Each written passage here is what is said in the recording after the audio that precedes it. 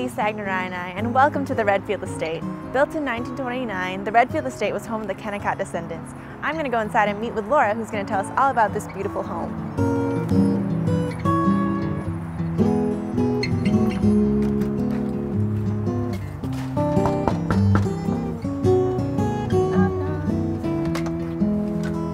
Hello. Hi, my name is Lisa. Hello, Lisa. My name is Laura. Welcome to the historic Redfield Estate. I am so excited to be here and so excited to learn about the Redfield Estate. Wonderful. So the first question I have is the first thing I saw actually when I walked in. And what does this R and P stand for right here? Are you ready, Lisa? Your history lesson is going to start right away. The R and the P on the door actually stand for the original owners of the home. Okay. Now, the R stands for Redfield. Okay. Bertha Redfield originally married a gentleman by the name of Robert Redfield. Now, Robert Redfield was a descendant of the original pioneer family that moved here to the Grove in the 1830s. Oh, wow, that's fascinating. Now, unfortunately, Robert Redfield passes on, and she remarries a gentleman by the last name of Peterson. Together, Bertha Redfield and Paul Peterson built the historic Redfield Estate. That's really interesting. So they really have their style on their house. Yes, you definitely know who owns the house when you first walk in. Well, why don't you come in from the code and come into the great room?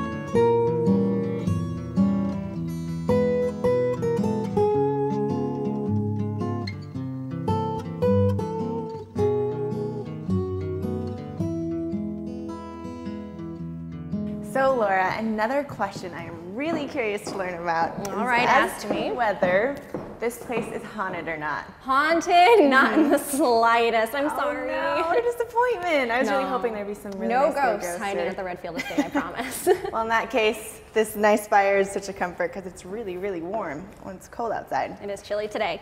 But while I am standing here, I noticed some really, really neat tile.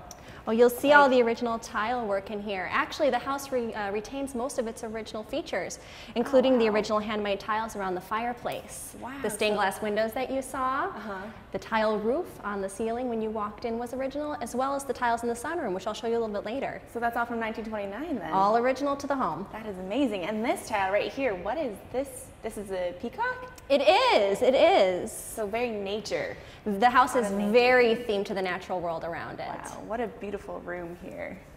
And I noticed something as I was walking in as well, and this right here, on the window, I see a blue circular glass. That's one of my favorite things in the house. You see, the original owners, Bertha and Paul, that I told you about earlier, were very into astronomy. Okay. So twice a year, something really spectacular here happens at the Redfield Estate. During the vernal and the autumnal equinox, the full moon will line up with that blue circle and shine in through the house. Okay, so if I'm standing right here and I see the moon line up, wow, that is really neat.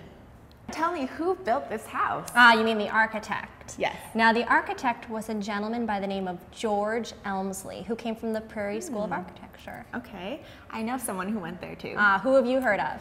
Frank Lloyd Wright. That's exactly right, actually. In fact, George Elmsley worked alongside Frank Lloyd Wright. But more importantly, he was the chief draftsman for Louis Sullivan, who was the prominent Chicago architect. You may know him from the Carson Perry Scott building. Yes, I've seen that building many times. Well, the house has a lot of Prairie features in it. Why don't I go show you some of them? All right, let's go. I'm ready.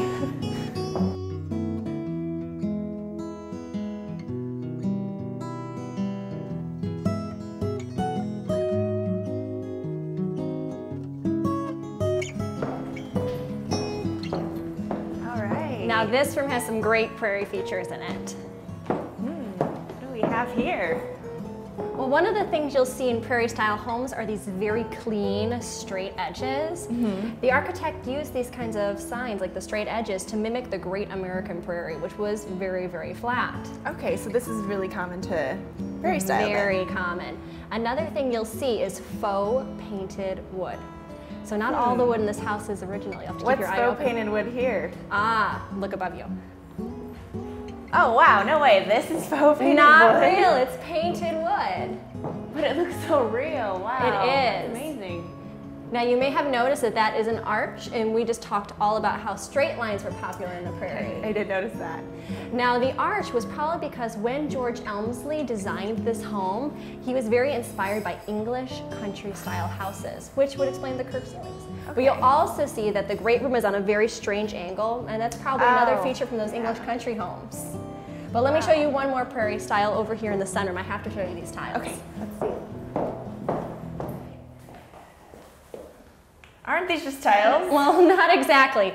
You see, during the prairie architecture, they were very inspired by homemade arts and craftsman goods, like these tiles. They were trying to get away from that mass-produced industrial era. So all the tiles you're going to see in the home were made by genuine craftsmen, by hand. Wow, so these are all handmade. They are. That's amazing. And George Emsley, he's the one who designed it? It was definitely because he came from the Prairie School that he was inspired to put so many handmade items inside the house. Wow, that's really, really neat. I love all the colors. They're really beautiful. They are.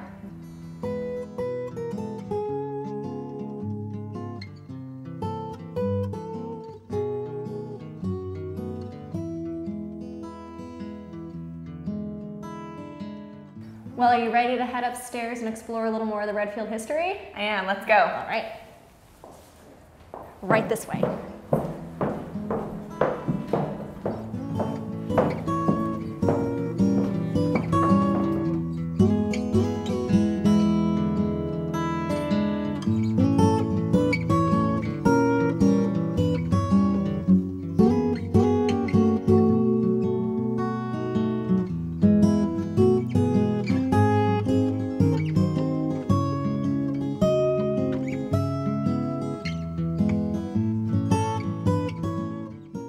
Well, welcome to the balcony of the great room.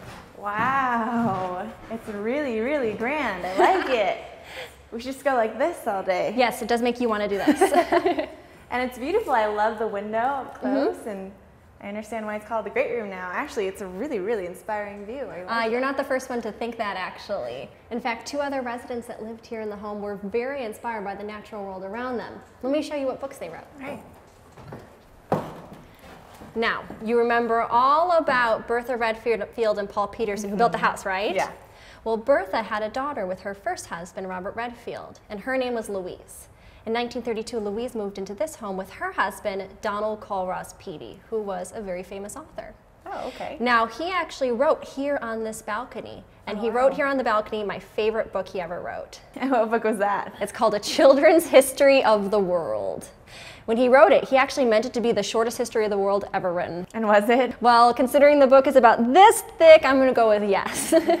You know how he was inspired to write it? Wow. By his own children. Oh, cute. You see, he always knew when the kids found something really exciting outside, because the front door of the house would slam shut. He would hear the feet of the children running up the stairs, bolting into the balcony to go show Dad what they found. Oh, that's adorable.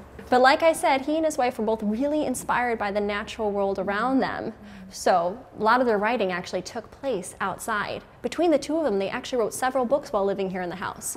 This is one of them. It's called A Prairie Grove by Donald Colross Peattie. I'm going to show you where they wrote outside. Come with me. All right, let's go.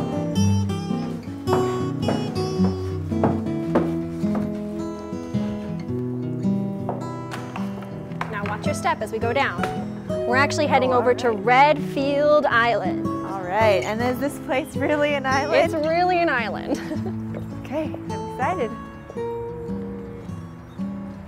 So right up over the corner this way is where we keep our Redfield down. But we have to cross the bridge first.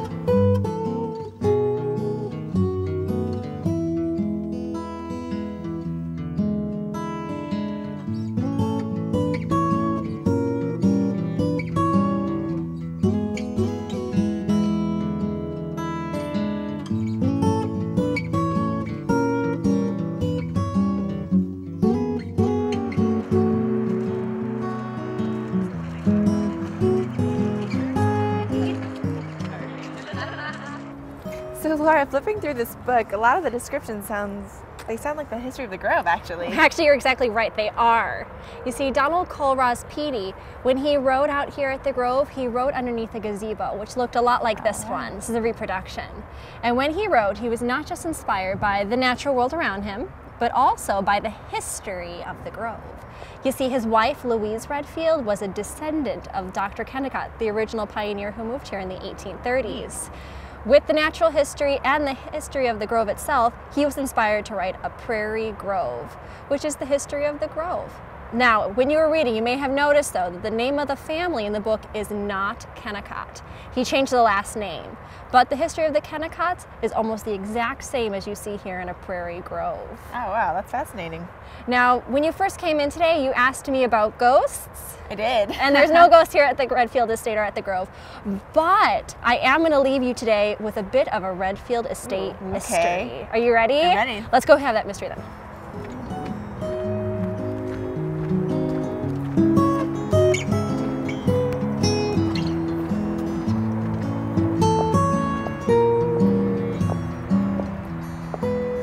Why does the tree look like that? It's a bur oak. It always looks like that. They're notorious for being that spooky Halloween tree. So, is this the mystery? I can promise you she's a very mysterious lady. Okay. We've been doing restoration on the home and at the Grove ever since we became a National Historic Landmark. Most recently, though, we've built 2 new buildings here at the Grove. The Pavilion, which you see behind us over here, and the Carriage House. Now, these buildings were built because of grants and also from help from the Glenview Park District. But when we tore down the old garage to build the new Carriage House, well, we found something pretty exciting.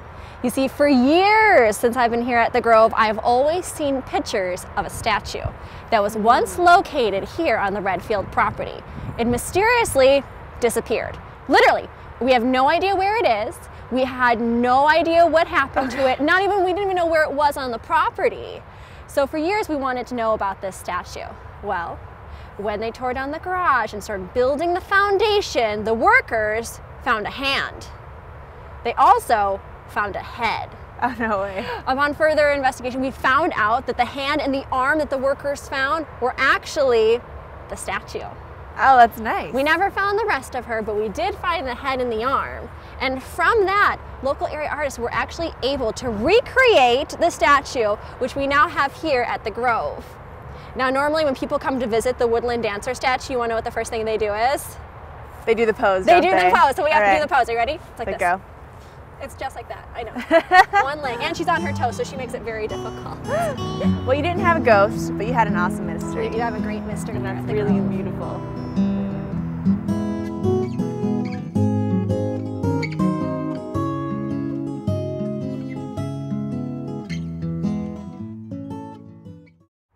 So Laura, what are some new and exciting events happening at the Grove? Well, I can promise you there is always something new and exciting to come see here at the Grove. The seasons are always changing here. So no matter what time of year you come, there's a new animal out to go visit, there's a new theme in our science room, new plants growing around the nature preserve. There's always something new and exciting. But come springtime, something really exciting is going to be happening here at the Grove. We recently acquired 12.5 new acres of land through a generous grant by the Illinois Department of Natural Resources. That's great. So our restoration team, as we speak, is currently out on that new property, fixing it up and putting in all new walking trails. So come springtime, guests here at the Grove can come walk our brand new trails back in our new acreage.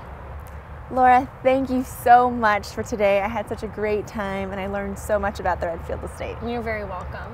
And viewers, I hope all of you can come out here and experience the Grove on your own. There are going to be so many new and exciting things happening here in the future.